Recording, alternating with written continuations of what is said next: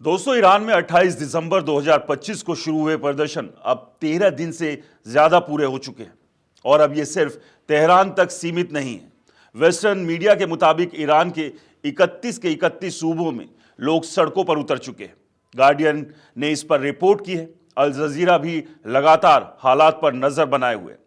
लेकिन इन रिपोर्ट्स में एक सवाल हर जगह अधूरा है। आखिर कितने लोग मारे गए और सबसे ज्यादा हिंसा कहां कहां हुई? यही वजह है कि ईरान को लेकर दो अलग अलग तस्वीरें सामने आ रही है, एक वेस्टर्न मीडिया की और दूसरी मिडल ईस्ट की। और अगर ईरान की अपनी मीडिया की बात करें तो तेहरान टाइम्स को इनरा या सरकारी टीवी वहां से पूरी सच्चाई मिलना मुश्किल है, क्योंकि यह मीडिया इस्लामिक रिजीम की तय लाइन से बाहर जाकर कुछ नहीं दिखा सकता। दोस्तों, 28 दिसंबर को जब ये प्रदर्शन शुरू हुए थे तब मामला राजनीति का नहीं था। शुरुआत पूरी तरह आर्थिक थी। तेहरान के ग्रैंड बाजार में व्यापारियों ने गिरते रियाल और बढ़ती महंगाई के खिलाफ आवाज उठाई। ईरान में सरकार ने डॉलर के 8 अलग अलग रेट तय कर रखे हैं, लेकिन जमीनी हकीकत यह है कि डॉलर कहीं मिलता ही नहीं।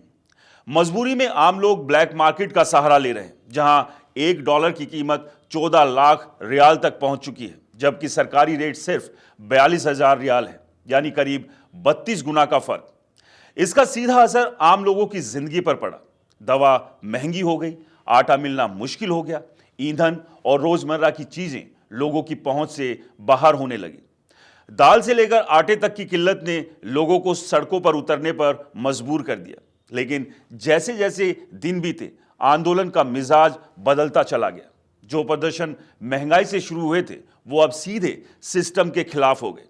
आज ईरान की सड़कों पर death to dictator, death to the Islamic republic और लॉन्ग लिव द शाह जैसे नारे सुनाई दे रहे हैं। ये नारे सिर्फ सोशल मीडिया की अफवाह नहीं है, इन्हें वेरीफाई किया गया है और इसलिए इन्हें सिर्फ वेस्टर्न मीडिया का प्रोपेगेंडा कहकर खारिज करना अब आसान नहीं है।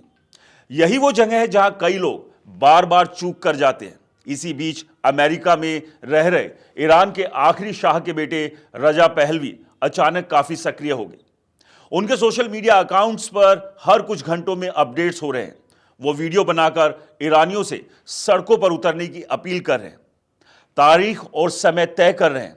8 जनवरी को अलग अलग शहरों में तय समय पर प्रदर्शन करने का आह्वान किया गया था। यह भी कहा गया कि अगर सब ठीक रहा तो अगला कदम बताया जाएगा।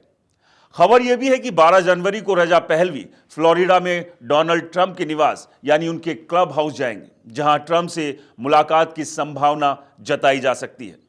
हालांकि यह भी सच है कि रजा पहलवी की ईरान के अंदर कोई मजबूत जमीनी पकड़ नहीं है। वो वहां बैठकर सत्ता परिवर्तन करा सके, ऐसा फिलहाल संभव नहीं दिखता। लेकिन इतिहास बताता है कि पूर्व राजघराने अपने ताज का सपना कभी पूरी तरह छोड़ते नहीं हैं। दोस्तों, इन तमाम बातों के बीच एक बात बिल्कुल साफ है, ईरान में प्रदर्शन अब सिर्फ खबर नहीं बल्कि हकीकत है। सरकारी इमारतों में आगजनी हो रही है, सुप्रीम लीडर के खिलाफ खुलेआम नारे लग रहे हैं और यह कोई अफवाह नहीं बल्कि ईरान की सड़कों पर घट रहा सच है। 9 जनवरी को ईरान के सुप्रीम लीडर आयतुल्ला अली खोमेनेई का बयान सामने आया। उन्होंने इन प्रदर्शनों को अमेरिका की साजिश बताया। कहा कि ट्रंप के हाथ ईरानियों के खून से सने हैं और अमेरिका जो कर रहा है उसका खामियाजा उसे भुगतना पड़ेगा। ईरान में अमेरिका को दोष देना कोई नई बात नहीं, लेकिन इस बार सच्चाई यह है कि प्रदर्शन गिरते रियाल और आर्थिक कुप्रबंधन को लेकर है। इस मुद्दे पर खोमेनेई क्या सोचते हैं, इसका कोई साफ जवाब सामने नहीं आता, क्योंकि वहां सिस्टम ऐसा है कि किसी भी समस्या की आंच सत्ता के शीर्ष तक नहीं पहुंचती। इस बार सरकार ने राष्ट्रपति मसूद पेजेश्कियान को आगे कर दिया है। वो लगातार बयान दे रहे हैं, संवाद की बात कर रहे हैं, पुतिन को नरमी बरतने की सलाह दे रहे हैं।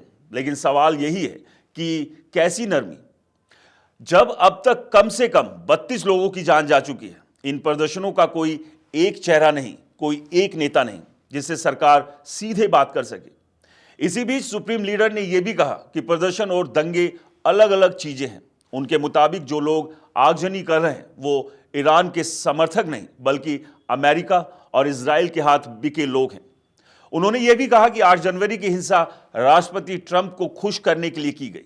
अब बात करते हैं मौतों के आंकड़ों की। ईरान की मीडिया ये मानता है कि लोगों की जान गई, लेकिन संख्या सार्वजनिक नहीं करता। एमनेस्टी इंटरनेशनल के मुताबिक 31 दिसंबर से 3 जनवरी के बीच 28 लोगों की मौत हुई, जिनमें आम नागरिक और बच्चे भी शामिल हैं। वहीं कुछ वेस्टर्न मीडिया का दावा है कि मरने वालों की संख्या 40 से ज्यादा है, जिसमें पुलिस बल के लोग भी शामिल हैं। अब तक 2000 से ज्यादा लोगों को गिरफ्तार किया जा चुका है। दोस्तों, तेहरान के ग्रैंड बाजार इलाके में सबसे ज्यादा प्रदर्शन देखा जा रहा है। इलाम प्रांत के मलिक शाही इलाके में सुरक्षा बलों ने प्रदर्शनकारियों पर गोली चलाई। कई लोग घायल हुए, कुछ की मौत हुई।